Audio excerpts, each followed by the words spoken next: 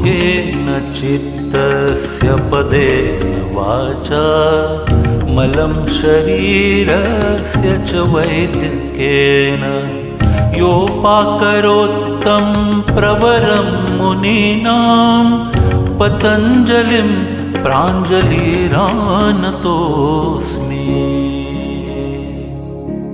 योगेन चित्तस्य पदेन वाचा मलं शरीरस्य च वैद्यकेन योपाकरोत्तं प्रवरं मुनीनां पतञ्जलिं प्राञ्जलिरानतोऽस्मि।